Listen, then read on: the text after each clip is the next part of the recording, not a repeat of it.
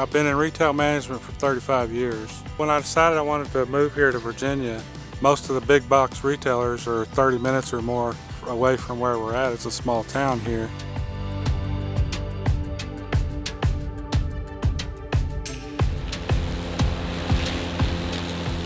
Welcome to Rockbridge County. My name is Dennis and I run Slope Goat and I mow slopes.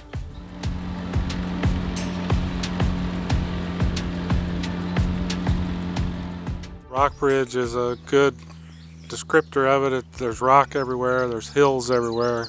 My brother-in-law has a place behind me here that has hills, and he was talking about how hard it was to be able to clear the pastures.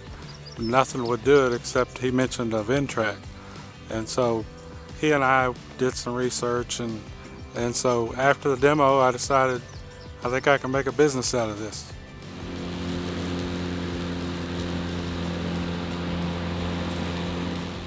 I was able to drive the tractor on the hills here.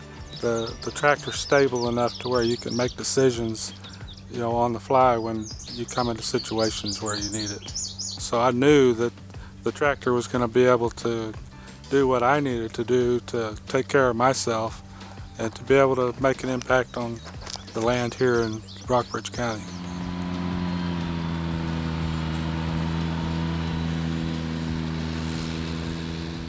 People find the tractor very interesting. They'll stand there and they'll watch me, do my work, all day long, and they can't take their eyes off of it. They're just amazed by it. And then when they see me do on slopes, they're like, "How did you do that?" I'm doing a slope sideways that they can't even do up and down with a big tractor. So it amazes people. We have autumn olives, and they're very invasive. If you don't mow your pasture, in 5 years your pasture's gone. It's overtaken.